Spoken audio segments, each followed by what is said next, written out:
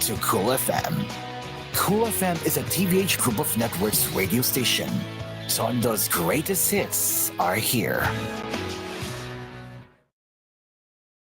You are listening to Cool FM, live from Cool Studios. This is koolNews Primetime.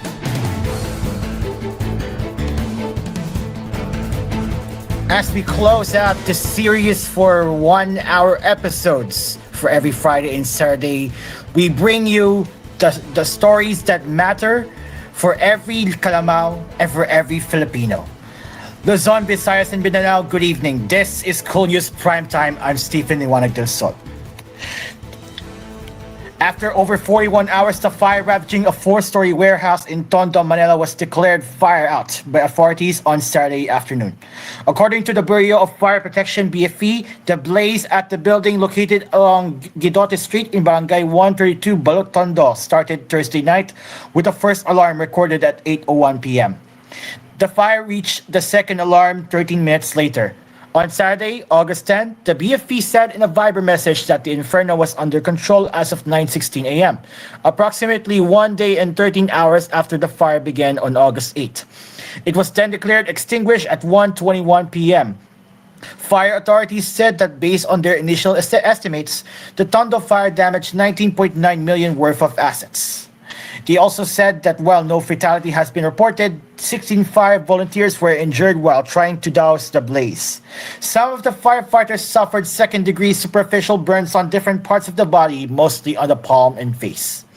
An initial investigation indicated that the fire broke out on the second floor of the warehouse where the repair or storage area was located. The exact cause of the fire is yet to be determined.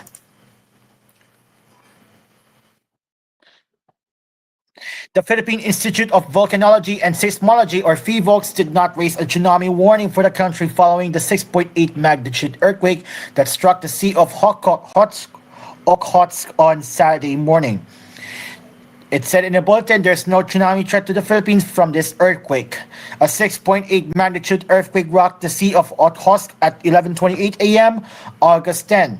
The quake had a depth of 489 kilometers. The Sea of Okhotsk is a marginal sea located in the northwestern portion of the Pacific Ocean. According to the World Atlas website, the Sea of Okhotsk is surrounded by the Kamchatka Peninsula of Russia in the east, by the Kuril Islands in the southeast, Japan's Hokkaido Island in the south-southwest, Sakhalin Island or Russia in the southwest, and by the east coast of Russia in the north and west. He also said that on the other side of the Sakhalin Island, the sea is connected with the Sea of Japan via the Lapterouse Strait in the south and via the Gulf of Tartary and the Sakhalin Gulf in the west. On August 8, a magnitude 6.9 earthquake rattled Kyushu, Japan. According to the United States Geological Survey, the 6.9 magnitude quake was followed by a 7.1 tremor. PHIVOLCS also did not issue a tsunami alert in the Philippines after Thursday's megaquake in Japan.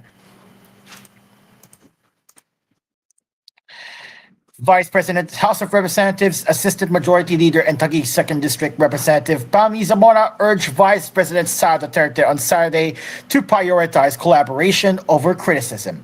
In a statement, Zamora said that Duterte's recent criticisms of issues, from flood control projects to her reduced security detail, is more polarizing than productive. On flood control, let's not forget that the Dutertes were in full control for 6 years. How can they be sidelined for crucial infra projects?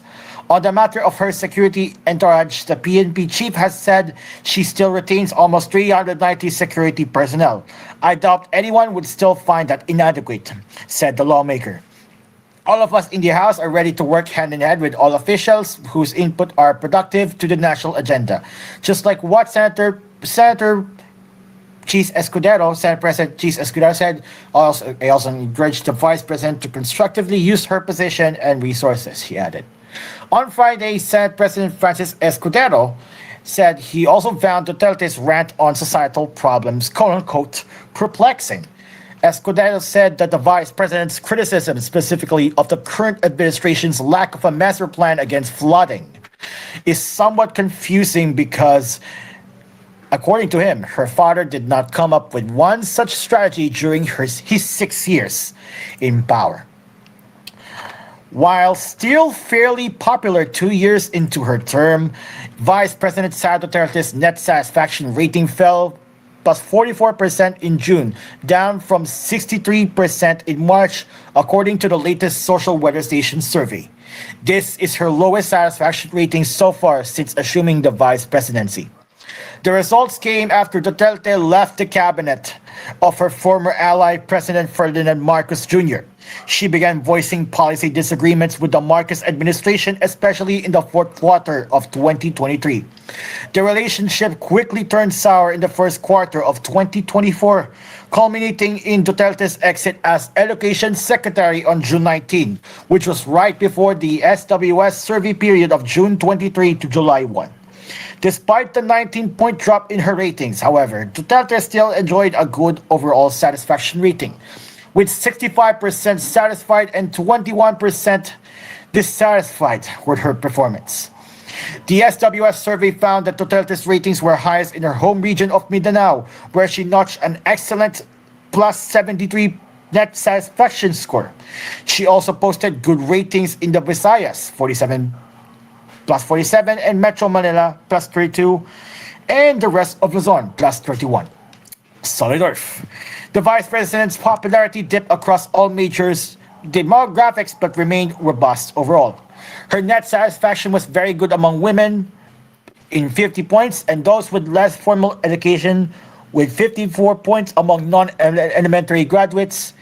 Quote unquote, it was good among men, 37, 42 for the urban residents, and most age groups except those 55 and older, where it was moderate at 27 points. Her ratings were slightly better in rural areas, with 46, than in urban zones in 42, and are still considered quote unquote good. These scores, however, dropped from 68 or very good in rural areas in March and 58 or very good in urban areas. The survey conducted from June 23 to July 1 used face-to-face interviews of 1,500 nationally representative adults. The sampling error margins are neutral 2.5% for the national percentages and neutral 4.04% for balanced Luzon and 5.7% each for Metro Manila, Visayas, and Mindanao, the SWS said.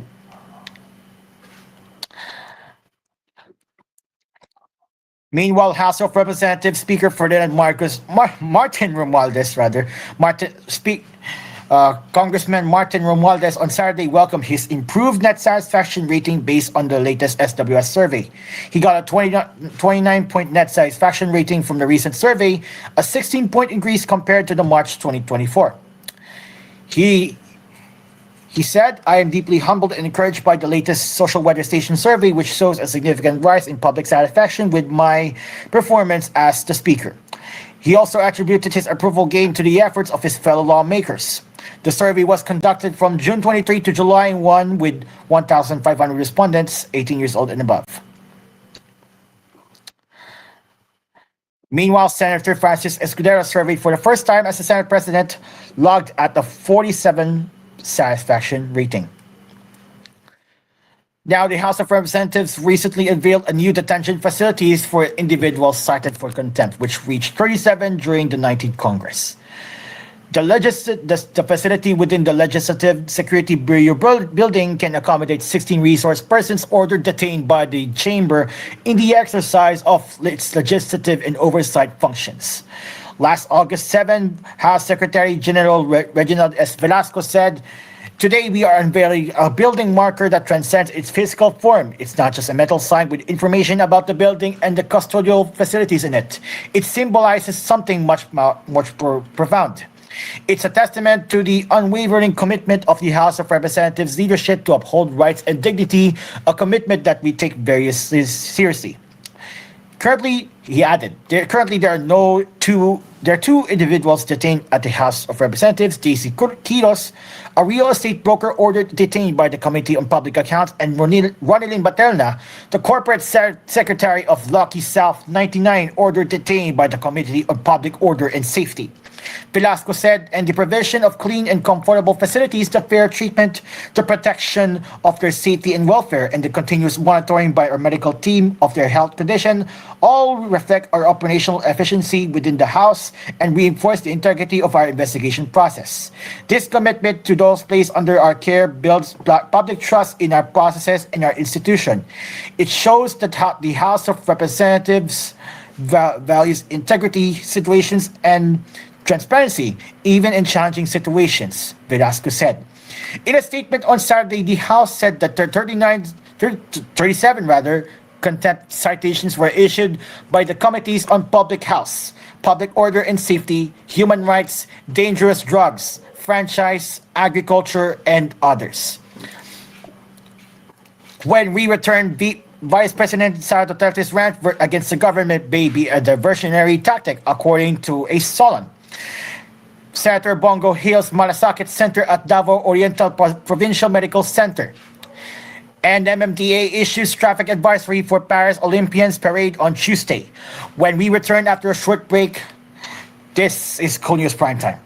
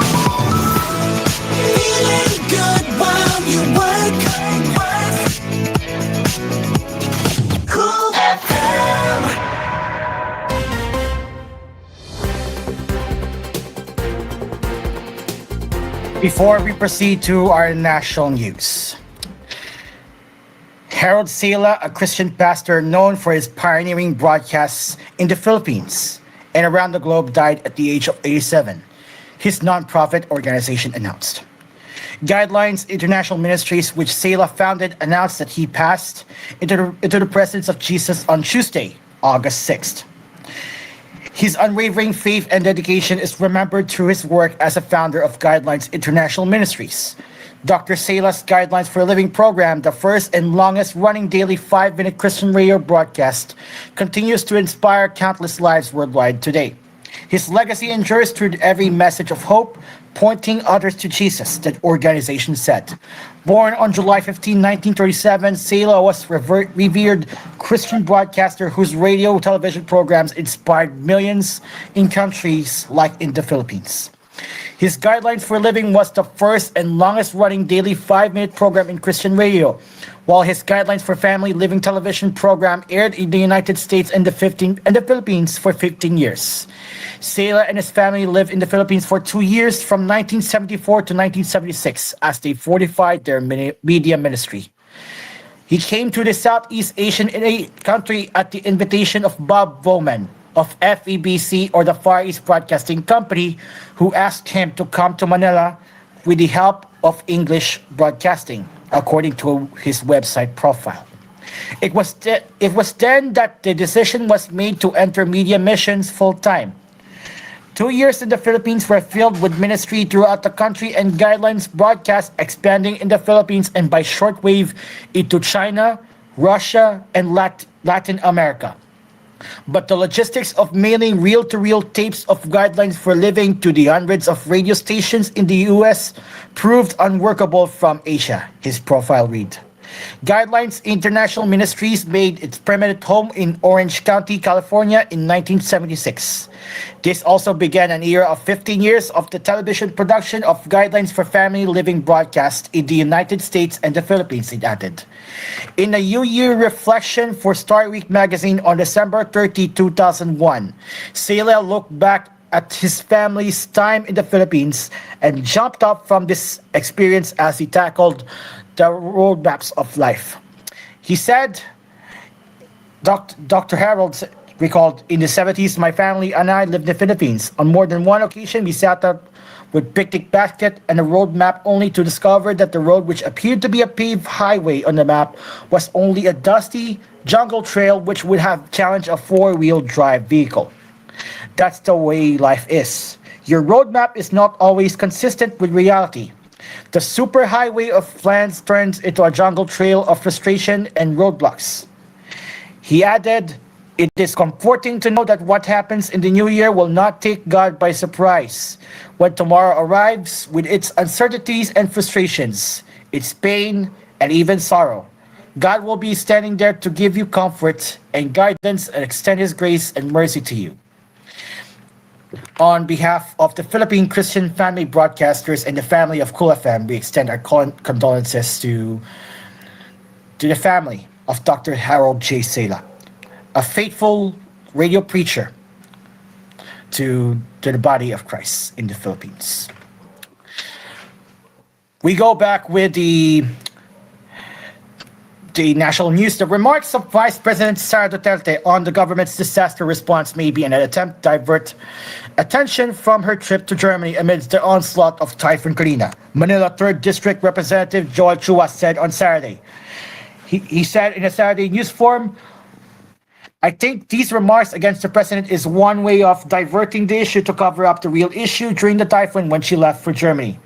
Vice President Duterte and her family flew to Germany on July 25 when rains and the Typhoon Karina whipped and inundated many parts of the country. He added, so apparently while Metro Manila was flooded and many were affected, our president was going around while Vice President was abroad with her family. That's why I think this is one way of diverting the issue. In a statement on Friday, VP Sara Duterte questioned the government's lack of funding on the master plan of the Davao Flood Control Project that was formulated during the administration of her father, former President Rodrigo Duterte. Wild times. Senator Bongo, recognized as the father of Malasakit Center's program, hailed the remarkable progress of the Malasakit Center at the Davao Oriental Provincial Medical Center in Mati City. Oh my goodness. Not to be confused with Makati. Since its inception, the center has extended essential medical services to a rapidly growing number of patients each year, demonstrating a substantial impact on the local healthcare system. He said, "Taus-pusong akong nagpapasalamat at patuloy na humahanga sa dedikasyon ng ating mga frontliners sa Davao Oriental Provincial Medical Center. Ang Malasakit Center ay nagsisilbing tulay para maabot ng ating mga kababayan ang tulong medikal na kinakailangan nila na walang kahirap-hirap." Since its launch, the center's reach has expanded significantly, serving 9,454 patients in 2020, increasing to 13,486 in 2021, and reaching 23,019 by 2022. In 2023, the number of beneficiaries peaked at 29,715. As of July 24, the center has already assisted 11,920 patients, bringing the total of 87,594 served since its opening. Go emphasized the role of the Malasakit Center in bridging the gap between the underprivileged and their access to health services. The Malasakit Center is a crucial part of Go's healthcare advocacy designed to streamline medical and financial assistance provided by the government to Filipinos, especially the indigent and marginalized. Malasakit centers bring together representatives from DSWD, DOH, PhilHealth, and PCSO. These one-stop shops aim to support impoverished patients in reducing their hospitalization expenses. Go is the principal author and sponsor of Republic Act number 11463, or the Malasakit Centers Act of 2019, which institutionalized the Malasakit Centers program. Currently, there are 166 operational Malasakit centers nationwide, poised to assist with patients' medical expenses. The DOH reports that the Malasakit Center program has already provided aid to more or less 10 million Filipinos. As the program continues to evolve and expand, Go reiterated his commitment to the Filipino people. Motorists in the vicinity of the Philippine International Convention Center, or the PICC, and Malacanang Palace have been advised to take alternate routes and avoid traffic congestion on Tuesday, August 13, due to the scheduled homecoming parade of Filipino athletes who took part in the 2024 Paris Olympics. The Metropolitan Manila Development Authority on Saturday announced that the Heroes Grand Homecoming Parade is scheduled at 3 p.m. from the PICC to Malacanang Palace. The parade will start at the Vicente Soto Center Island, left turn to Rojas Boulevard, right turn to Padre Burgos Avenue, straight to Finance Road, straight to Ayala Boulevard, straight to P. Castle Street, Legarda Street, right turn to Menjola Street, and right turn to Jose Laurel Street.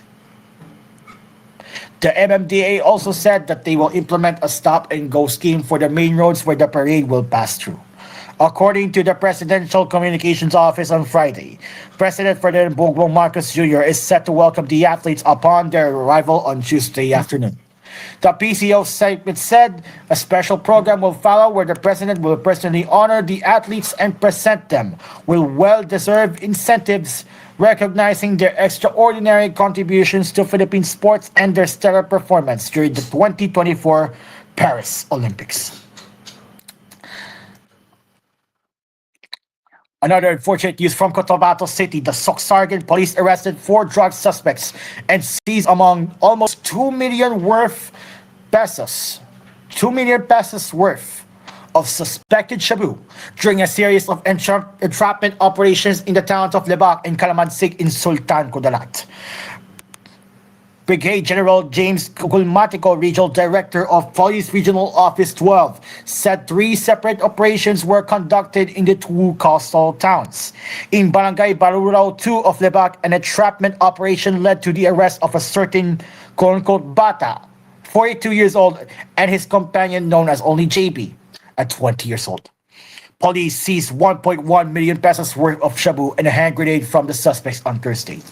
On the same day, joint operatives from the local police, Philippine Drug Enforcement Agency, and the PDEA 12 and the military arrested another drug suspect and seized from him 300,000 pesos worth of meth during a drug by bus operation in Barangay Poblacion, Lebac. The suspect was identified as Odin, 49, of Barangay Poloy Poloy, Lebac. Odin is a high-value target, Gilmatico said of the suspect, who also yielded off a .45 caliber pistol.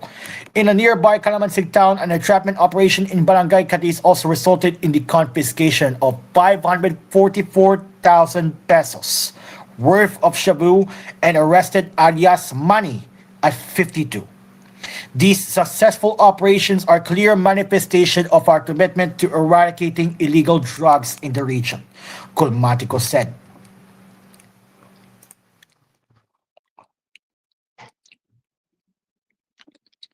What do you do when state-run corporations have excess or unspent funds? For Finance Secretary Ralph Recto, the man tasked to raise money to bridge the government's large budget deficit. Moving those funds to bankroll public projects and programs must be both legal and efficient. But in the case of 200 billion pesos unused subsidies of the Philippine Health Insurance Corporation, or PhilHealth, and the Philippine Deposit Insurance Corporation, or PIDC, that he wanted back to the National Treasury, Ralph Rector believes it's more of an efficiency argument than a legal argument at this point. In an interview with Biz Bus of the Philippine Daily Inquirer, Rector maintained that utilizing the excess funds of the two state-owned corporations made sense as the economy is still in need of more juice to heal from the onslaught of the pandemic. A study by the Department of Finance showed that tapping unused funds would result in a potential 0.8 percentage point increase in gross domestic product and generate up to 600,000 jobs.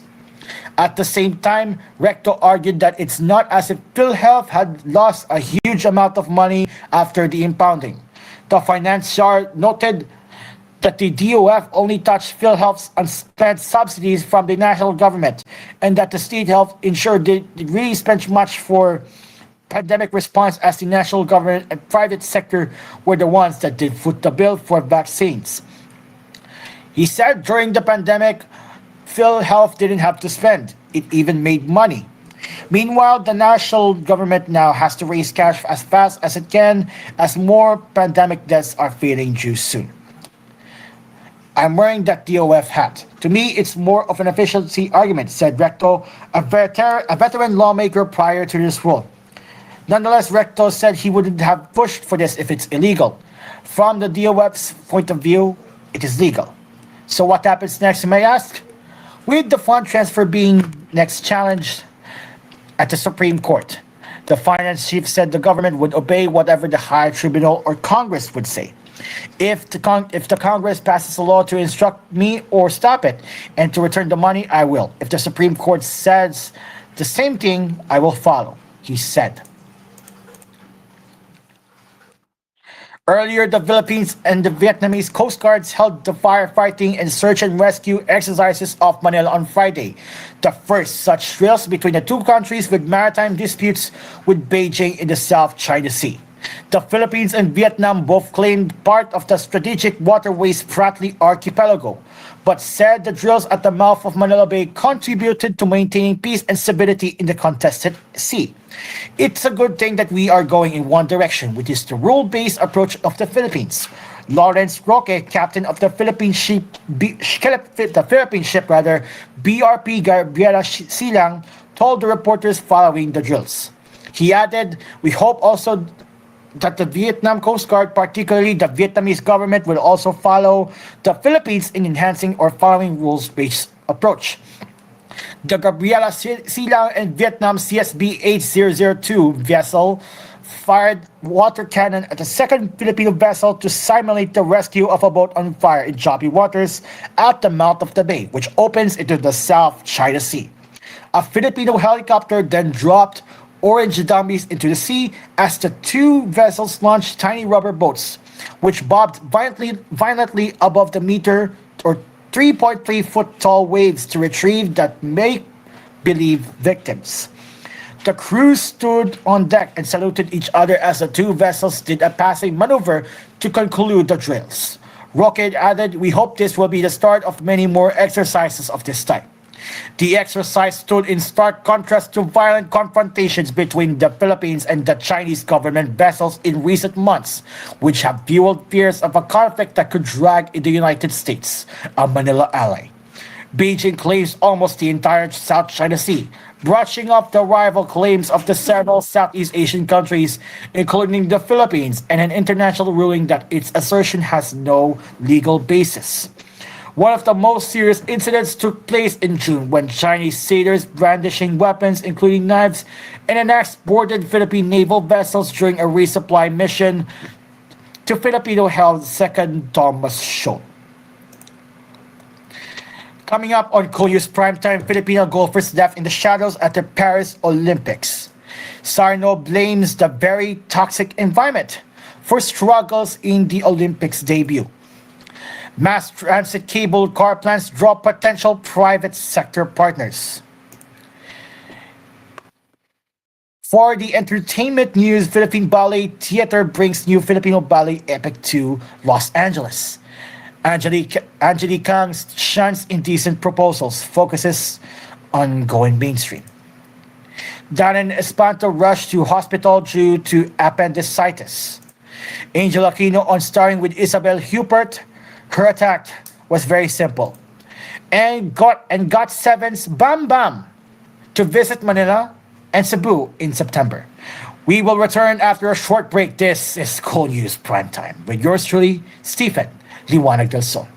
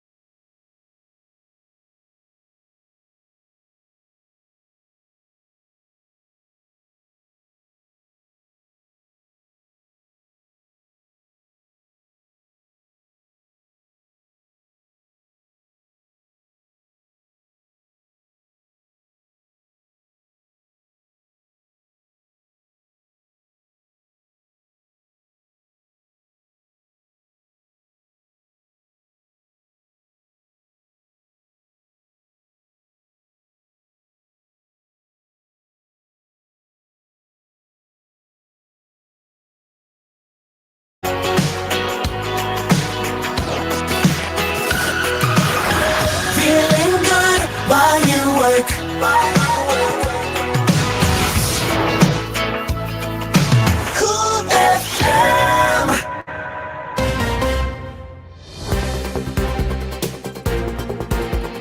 Welcome back. Former YouTube CEO Susan Wojcicki died at the age of 56 following a 2-year battle with cancer. Her husband announced late Friday night. She served as the CEO of the video sharing platform YouTube from 2014 to 2023, as it was one of the Google's first employees when she started at the company in 1999. Uh, sh- Her husband, Dennis Stroper, confirmed on Facebook. My beloved wife of 26 years and mother to our 5 children left us today after 2 years of living with non-small cell lung cancer. Susan was not just my best friend and partner in life, but a brilliant mind, a loving mother, and a dear friend to many. Her impact on our family and the world was immeasurable. We are heartbroken, but grateful for the time we had with her. Please keep our family in your thoughts as we navigate through this difficult time. Sundar Pichai, CEO of Alphabet and its subsidiary Google, wrote on the social media platform X that he is unbelievably saddened by the loss of my dear friend after learning of Susan's passing. She is as core to the history of Google as anyone, and it's hard to imagine the world without her. She was an incredible person, leader, and friend who had a tremendous impact on the world, and I'm one of the countless Googlers who is better for knowing her. We will miss her dearly. Our thoughts with her family. R.I.P. Susan. She resigned in February 2023 to start a new chapter focused on her family, health, and personal projects. The 60th employee of Google had personally convinced the company's board to purchase YouTube for 1.65 billion US dollars in 2006.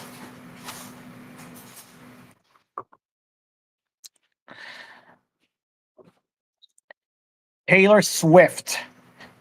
Concerts canceled after alleged terror plot arrest. The 19-year-old main suspect in the alleged foiled terrorist plot to attack Taylor Swift concerts in Austria this week had grown a long beard, and it became a bit unusual to the lead up to his arrest, his neighbors are revealing. The suspect, identified in Austrian media as Beran A., hailed from Turnitz, a town about 50 miles southwest of Vienna, according to Reuters. Locals there told the news agency that he had started to become more serious in recent weeks and was growing out his facial hair. The suspect The suspect was arrested by police before his home was raided on Wednesday morning. The neighbors told the news agency that the suspect's parents were not around at the time of the operation and that the locals were informed by police. And then, as with previous Olympic boxing competitions, gender and age of athletes are based on their passport. Many women can have testosterone, which will be called male levels, and still be women and still compete as women, he said. This idea that you do one test for testosterone that sorts everything out, not the case, I'm afraid. The IBA, or the International Boxing Association, no longer associates with these two fighters, including Caliph, were given gender tests after the IBA was made aware of the concerns about safety from a number of fighters, coaches, and medical staffers. IBA President Umar Kremlev has criticized the IOC for permitting Caliph to compete with women. He said in a press conference that he doesn't understand why the IOC is killing women's boxing and emphasized that the only eligible athletes should compete in the ring for the sake of safety. The IOC is standing by its position, calling the IBA quote-unquote not credible and shaming people who have questioned the gender issue on the basis of fairness and safety. And more disheartening news from the Paris Olympics. They did Dottie Ardina and fellow golfer Bianca Panganan recently competed in the women's golf division. In the video posted before the third round of the women's golf competition at Le Golf National on Friday, Aldina vented her frustrations over the lack of uniforms and the apparent indifference of those responsible. While Philippine sports officials seized the opportunity to be photographed with history-making two gold medalist gymnast Carlos Yulo even after his events, they seemingly forgot about the country's top golfers, athletes who had worked for years mostly on their own and with private support to qualify for these games. Aldina must have waited 2 days, hoping against hope that the essentials they needed would arrive, even if only halfway through the competition. They never did. In deep disappointment, she let out her frustrations in a video where she was seen using double-sided tape to ensure the Philippine flag would stay on her shirt. She also showed photos of her golf clubs, their heads wrapped in duct tape to cover the sponsors, another humiliating workaround as sponsorship displays are prohibited in the Olympics. Also, after an unexpected no lift from Vanessa Sarno in the Paris Olympics, the 20-year-old weightlifter bared that she even experienced a toxic lead up to the games.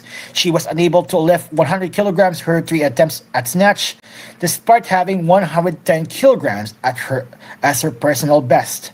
This resulted in a did not finish, the same conclusion for fellow Olympian John Saniza in a couple of days back. In an interview with the Filipino reporters in Paris, Sarno said that she became frustrated with a very toxic environment going to her Olympic debut, which led her to record the disappointing performance. She bared that the environment became too much for her and got her to the brink of quitting. The 20-year-old stressed that during the lead-up at the Mets, she was not training with the coach that she requested. Agosto, Sarno said, was the one guiding me and trusting me, pushing me to go to Olympics. Ultimately, Augusto joined Sarno in Paris, and he was the only one comforting her through the 3 failed attempts at snatch. With the 3 weightlifters in the Olympians, only Erin Ando was able to finish a competition at the 6th place in the 59 kilograms division for women. The country's first cable car system to be proposed for public transportation has been drawn interest from private sector players who want to team up with the government to realize the project, according to DOTR. Transportation Secretary Jaime Bautista said that several groups have reached out to the government for a potential public-private partnership. However, he did not provide details on the interested parties. For now, he said that the project must undergo a feasibility study to determine the project cost and passenger capacity. The planned cable car system, which was broached as early as last year, which will link the proposed Taytay station of MRT-4 to Antipolo City. Timothy John Batan, Transport Undersecretary for Planning and Project Development, earlier said that they plan to start the bidding process for the project in 2026. Construction activities, meanwhile, are targeted to be completed by 2028. The Bases Conversion and Development Authority signed a memorandum of understanding with Japanese firm Zip Infrastructure Company Limited to conduct a feasibility study on cable cars at Camp John Hay, Baguio City. The Philippine Ballet Theater, or the PBT, recently designated as the National Performing Arts Company for Dance by the Cultural Center of the Philippines and the National Commission for Culture and the Arts, or NCCA, brings a Balon, a brand new full-length Filipino ballet epic to the Cerritos Center for the Performing Arts this October 27 at 5:30 p.m. The prestigious designation of PBT, ratified by the joint boards of the CCP and the NCCA, comes at an opportune time as it prepares for the American premiere of Ibalon, based on the beloved Bicolano legend and the love story between a warrior and a cursed princess. The audience on October 27 will be treated to a unique opportunity to see and appreciate why PBT is officially declared as the National Dance Company for the Philippines. Ibalon, presented in partnership with CCP, is co-presented by the Philippine Airlines, Arco Foods Market, and American Seafood Ranch Market. It will be a spectacular evening staged by PBT, which is also the cultural center of the Philippines' resident dance company, as it celebrates the country's colorful mythology or set to original music blending contemporary and traditional Filipino elements and entrancing dances inspired by Luzon, Visayas, and Mindanao. The ad interim vice chairperson Margie Moran Florento said in a statement about Ibalon, from brainstorming the concept to creating new choreography and music that tells the story and down to putting production design and technical requirements. It really takes a village to premiere a new ballet production. This is an innovative way to bring the Bicolano epic to the consciousness of the Filipino people. With the full production and dance company coming to Southern California, promising the must-see event of 2024, the audience will be treated to a night showcasing the Philippine culture. As we move ahead, actress and Viva Max star Angelique Kang admitted to receiving indecent proposals from people online. On August 9 of Fast Talk with Boy Abunda on GMA7, talked about her career and personal life. First discussed the actress being prominent in sexy films, which is something Angelique did not expect, especially after just 3 years of acting. She admitted that being in the entertainment industry is tough, but she still has plans to make it big and go further into mainstream popularity. The actress also admitted to get a lot of indecent proposals after Boy asked about them. Angelique said she received messages on Instagram and even some had told there is an available client. As a response, Angelique posts whatever she was at shoots to show she was working and not attending to indecent proposals. Shifting to lighter topics, Angelique said she was single and ready to mingle and hopes to do projects with Ding Dong Dates, Alden Richards, or Dennis Trillo after working with Ruru Madrid on Black Rider. After the titular Fast Talk segment, Boy and Angelique talk about how her mother filed a case against her father following the physical abuse she and her brother went through. She has not seen her father since before the pandemic. An arrest warrant for her father has been issued since it was filed 4 years ago. Angelique choked back tears, admitting she would still forgive her father, but noted that he still has to face the consequences of his actions. Hold on. Darren Espanto is saddened to cancel his upcoming shows, but because he had to undergo surgery for appendicitis. The singer said shared his scary health update on his Instagram stories yesterday. From the airport to the hospital, sabi sa inyo, grabing plot twist ang nangyari sa akin. Appendicitis suddenly hit during my flight back to Manila. Diane revealed that he was supposed to do his hosting duties for the Saturday airing of noontime show It's Showtime, but he was not able to join his co-host because of his medical emergency. To the producers of the show, I was supposed to be the part of the next few days. I'm so sad to have to cancel so last minute, he said. Dan hopes to work with them in another project and thank them for the understanding. Among the events he was supposed to attend were the Tandaya Festival for the Summer Day celebration this August 11, tomorrow. The Star Magic released a statement that informs the public about his non-attendance to the event due to his condition.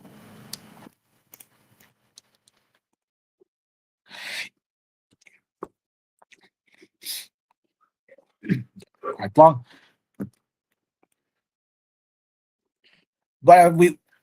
But since we're running out of time, we have another great news for the fans of GOT7, the K-pop group GOT7. Thai singer Bam Bam is coming back to the Philippines for his Bamesis showcase tour. The tour will promote Bam Bam's extended play of the same name, which dropped last August 8. He will begin his Bamesis tour with back-to-back nights in Bangkok on August 17 and 18. In early September, the Thai star will have a fan signing event in the IC3 Convention Center in Cebu on September 6. 2 days later, on September 6, Bam Bam will perform in Quezon City's New Frontier Theater. He will then continue the tour in Canada, Indonesia, Hong Kong, and India. Bam Bam has visited the Philippines several times, most recently in September last year for a solo concert where Sandara Park appeared as a special guest. During the concert, Bam Bam covered Lola Moore's Raining in Manila and Ronnie Niang's Ngiti. As we close off tonight from the Philippine Christian Family Broadcasters and BibleGateway.com for tonight's verse of the day in the New International Version, Psalm chapter 46. This is Psalm chapter 46. God is our refuge and strength, an ever-present help in trouble. Therefore we will not fear, though the earth give way and the mountains fall into the heart of the sea, though its waters roar and foam and the mountains quake with their surging. There is a river whose streams make glad the city of God, the holy place where the Most High dwells. God is within her, she will not fall. God will help her at break of day. Nations are in uproar, kingdoms fall, he lifts his voice, the earth melts. The Lord Almighty is with us, the God of Jacob is our fortress. Come and see what the Lord has done, the desolations he has brought on the earth. He makes war cease to the ends of the earth. He breaks the bow and shatters the spear. He burns the shields with fire. He says, be still, and know that I am God. I will be exalted among the nations. I will be exalted in the earth. The Lord Almighty is with us. The God of Jacob is our fortress. Psalm chapter 46 in the New International Version. Ladies and gentlemen, as we conclude for the final 1 hour episode of koolNews Primetime, we would like to thank the entire colleagues in the koolNews Primetime, especially for Dreamcar, Asphere, DJ Sam, and sometimes Gio and the other participating anchors who have joined us for last several weeks for the past several weeks. On behalf of us, thank you for making us your station that truly cares for you, for every Karamao, and for every Filipino community. This has been the 1 hour series of the koolNews Primetime. On behalf, I'm Stephen Liwanag del Sol.